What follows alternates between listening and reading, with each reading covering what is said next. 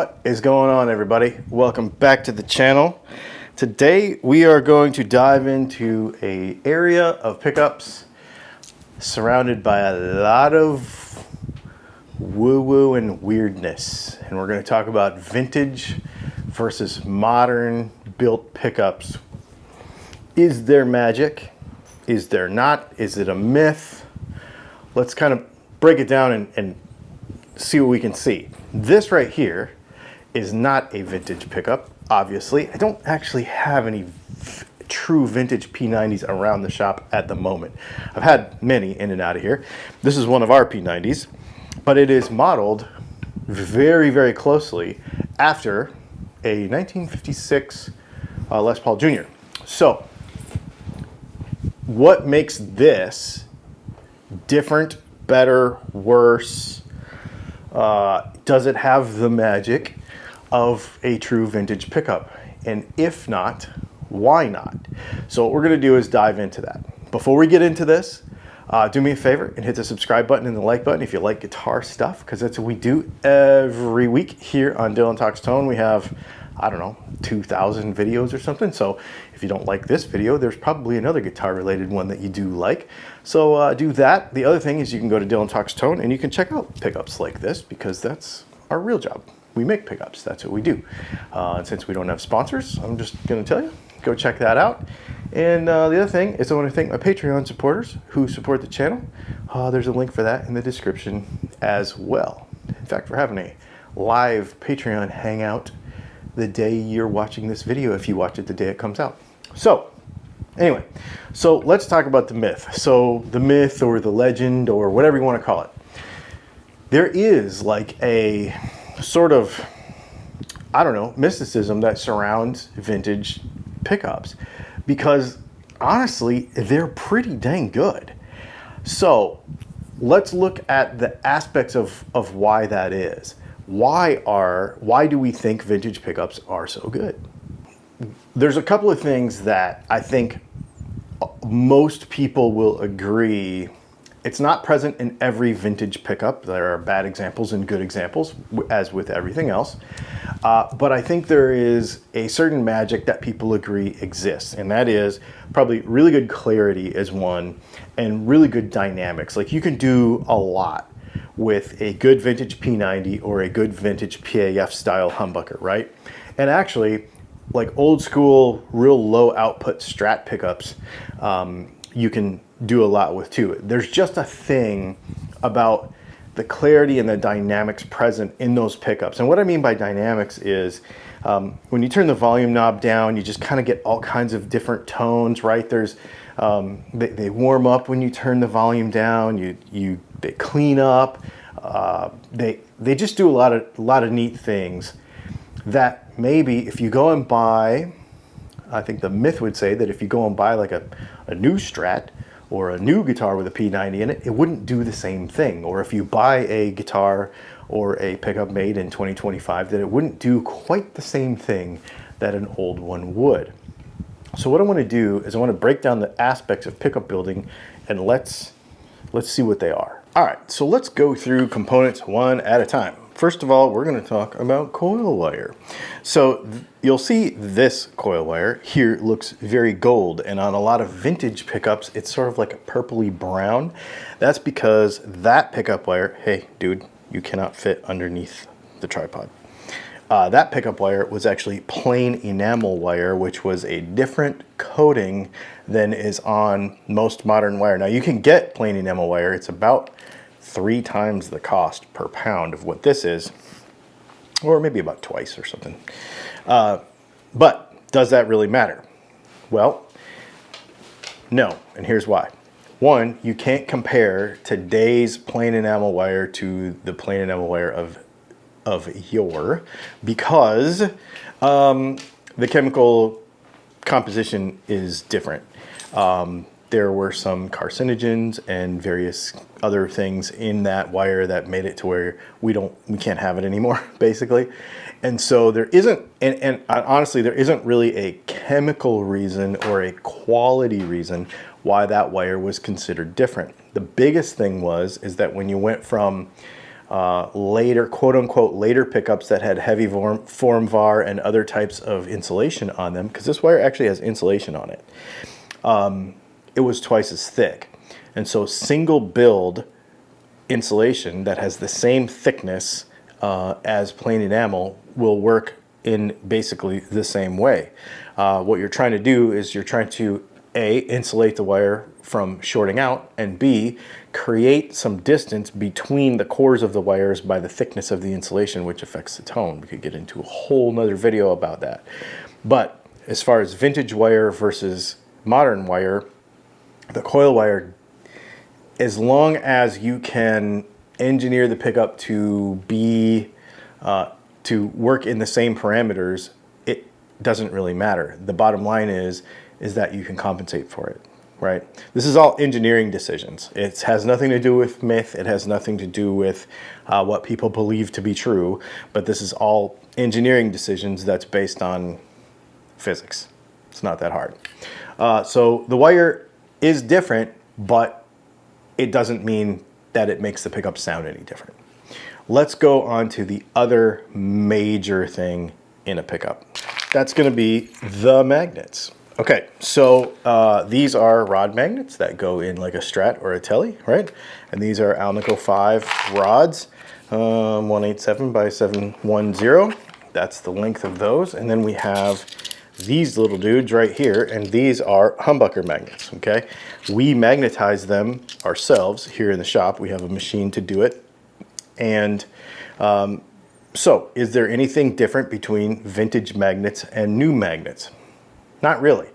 The technology, most of them are these are sand cast and then cut and polished. These are actually just cut.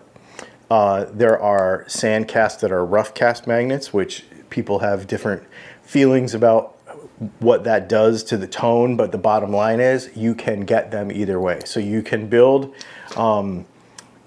pickups from the exact same kind of magnets that you had in vintage pickups. It's not that hard. The trick is making sure that you have consistency. So buying it from finding a vendor that you trust and then buying it from that same vendor over and over again. A lot of people don't realize that the only place that you can get guitar magnets anymore is in China. And so that's a thing that you sort of have to accept. And you have to make sure that, like I said, you can trust the vendor and that it's a consistent product. It's taken me a long time to get to a place where this company that I buy these from, we buy them by the thousands, is somebody that I dig and that they do a good job. And so then the other question would be, well, what I heard that the vintage magic of pickups is that they demagnetize over time. Okay, that's actually a myth, which is really interesting that people believe this, and I hear it all the time. When you magnetize an Alnico magnet, okay, it loses approximately 1% of its strength over 100 years, okay? And you're like, yeah, but Teles are 70 years old now. You should be able to tell the difference. 1%? 1%. So 1% would be 1% would be in the margin of error. If I were to magnetize this magnet and magnetize this magnet, they're probably within 1% of each other, which means that within the same P90 pickup, these magnets are within 1% of each other. So we're really talking about a negligible amount. The other thing that people say, well, if I lean it up against my amp, if I subject it to heat, if I drop it, if I damage it, it's going to change. Yes. Again, that's a theoretical thing, and it is true. However, 1,1100 degrees Fahrenheit is what a pickup can, or what a Alnico 5 magnet can sustain before it degrades any major amount. So 550 C and about, 1022 Fahrenheit. So you never put your guitar into a situation where that's going to happen. The shock thing, if you were to drop this magnet on concrete, it's possible that there would be a measured difference, but you would also shatter the magnet. This stuff's pretty brittle. So if I slam this on concrete right now, it's going to break in half. Will that demagnetize it some? Maybe, but it'll break in half, so it doesn't matter. So most of those myths surrounding vintage magnets aren't really true. Leaning it up against your amp, the problem is that the effective distance of this magnet is only about this far, right? It's like very only a couple of inches before the magnetic dipole moment is completely dead. So we're really talking about, you know, just a couple of inches. So if your guitar is however many feet away from, it's not even going to be in the same magnetic field, and the speaker is facing the other way anyway, that's a thing I would not worry about at all whatsoever. So far, the two major components in a vintage pickup versus a modern pickup are basically the same and don't change enough over time to make any difference. Okay, so let's talk about bobbin material. The bobbin material that we use for single coils and stuff is the same stuff Fender uses. It's a paper with rubber impregnated in it, which is the same stuff. It's actually comes from the same company. It's the same. It's been the same from then until now, pretty much. There's not enough evolution in that to call it any different. Now, here's the couple things that could matter though. The thickness of it. So the thickness of the base plate could affect the entire height of the pickup itself, because if your magnet has a particular length to it and then the base plate is thicker, then that makes this space a little smaller. So there are architectural differences to make sure that you have that the same for creating a vintage sound in a pickup, but when it comes to the material itself, it doesn't really matter. Now, the other question that people are going to have is, this is an ABS pickup bobbin, this is a butyrate bobbin, what is the difference? In the 50s and 60s, butyrate was the thing. It's a nitrocellulose material. It is not ABS plastic. It's a different material altogether. Butyrate is not made really as much anymore because of the nitrocellulose content. Everything was nitrocellulose back then. Well, not everything, but a lot of synthetic materials were nitrocellulose based. And that is just because they didn't have ABS in wide use back then. When you look at the dielectric properties of these and the insulation properties of these, they're basically comparable. There's no real difference between them when it comes to, yeah, but the magnet is here and it's the different material, so therefore it's going to affect. No. When it really comes down to it, ABS and butyrate are basically the same. The other material that people want to make a huge deal about is like that little wooden spacer that goes in a humbucker. Same thing, doesn't matter at all. It's just not part of the inductance process of the pickup. So let's talk about hookup wire. So how we hook the pickup up to the guitar. This is the modern stuff, right? This is the 5-conductor PVC coated wire that has, 4 conductors in it plus a drain line. That's the way ours is. So that you can coil split and so that you can do all kinds of stuff with humbuckers. That's a very modern thing, right? But does that actually affect the tone itself? As long as the guitar is grounded properly, as long as the pickup is constructed properly, the way the signal gets from the pickup to the rest of the guitar really doesn't matter at all. Because this is shielded, because it does all the same things that the vintage stuff does, but it just does it twice if you wanted to. When it comes to this braided stuff, it is the same stuff. This is the Gavit braided wire, so there's nothing wrong with that. And then the same thing here with this pre-tinned, waxed, cloth covered Gavit wire. It's the same stuff. This is what we use on all of our single coil pickups. So you're basically talking about the same stuff. The only thing that's modern really would be is if you're going to coil split, which is a more modern feature anyway that you can choose or not to do to a humbucker. And then the other thing that actually can make a difference, but we have options available that make it a moot point. Let's talk about base plates. So we have a base plate here. This is the nickel base plate that goes onto a humbucker, right? Fits on the bottom. So it kind of goes, once all the guts are in there, sort of like this, right? And then we have the cover of the humbucker, right? So these are very interesting because they can create what is called eddy currents, which is basically anytime you have a magnet that is a coil that is perpendicular to a flat metal surface, you get these sort of, magnetic interferences that happen, basically. They're called an eddy current, and they swirl around on flat surfaces. Different materials cause this to different extents, nickel being less than brass or copper. So if you have an inexpensive pickup, most of the time they will have brass-based covers and base plates. These are nickel-based covers and base plates. Therefore, they will have basically the same amount of effect that the vintage ones had. A lot of people will say, well, isn't nickel ferrous? Therefore, why does that's not nickel because magnets don't stick to it? It's an alloy. Okay, so when we say nickel, it's an alloy. These are not magnetic. Magnets don't stick to the cover, and magnets don't stick to the base plate. They never have. Not in the 50s, not in the 60s when we're thinking of our traditional P90, our traditional PAF. All those things were a nickel metal alloy that was not ferrous, non-ferrous. So basically we're using, okay, is the composition exactly the same as it was in 1950s? Probably not, again, because of metallurgy and the process.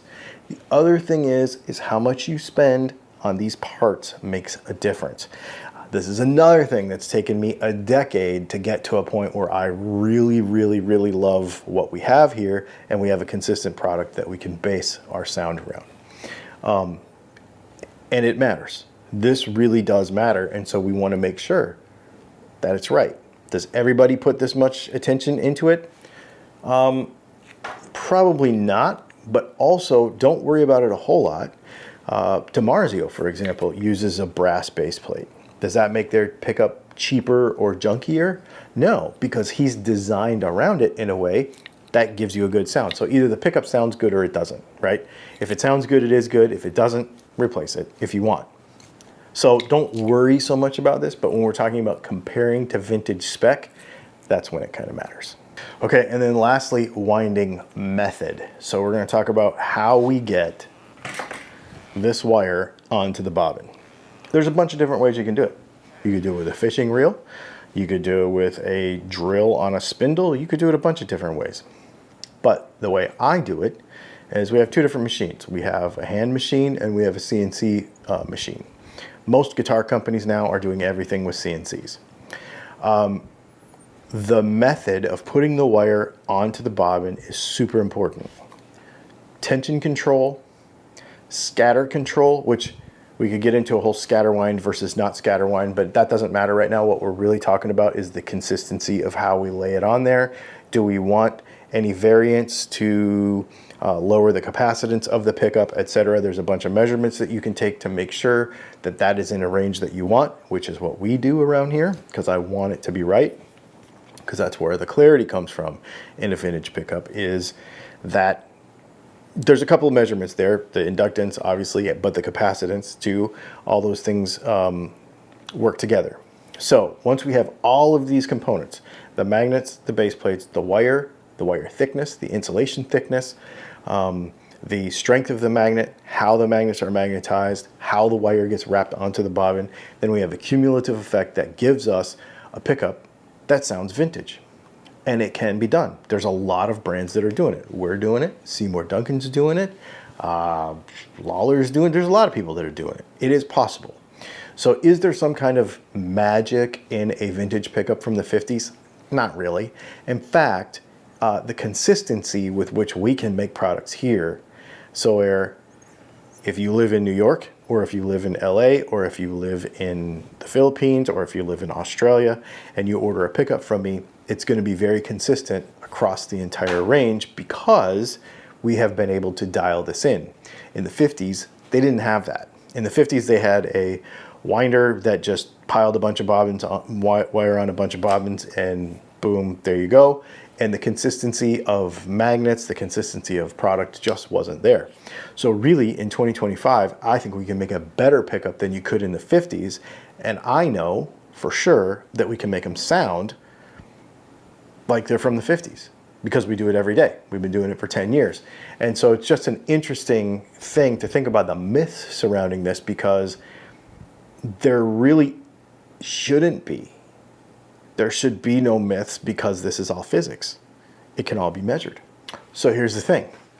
I know that somebody has either quit watching by now or is feverishly typing, "This video means nothing without a comparison," or are very angry because there's no comparison video, or "I was expecting a comparison video between this vintage thing and this modern thing and whatever and blah, blah, blah."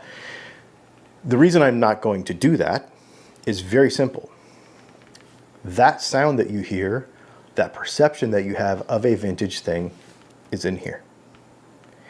If you want to believe that a vintage pickup sounds better than a modern one, no amount of A/B testing that I do will make any difference. It just doesn't. So the goal with this was to be able to talk about the physical components that make up a pickup, talk about the similarity between them in the 50s and now, the differences between then and now, and whether it actually makes a difference. The bottom line is we can make a vintage sounding pickup in 2025. Lots of people can. So is there a mythological thing about them? Yep. Is it well-founded? Not really. Anyway, there you go. Get in the comments. Be nice. But let me know what your experience has been. Have you been able to find a modern pickup that really does that thing you want it to do? Do you actually have experience? This is the other thing. Do you actually have experience with pickups from the 50s and 60s? Because a lot of people don't. And they hear things on YouTube and stuff, but real experience matters when it comes to this stuff. So if you have real experience with that stuff, share it in the comments for those that have not had that. And yeah, pretty cool. And maybe in the future when we get some old guitars around here, we'll share some of that with you too. Thanks for hanging out. Make sure you like and subscribe, and we'll see you in the next video.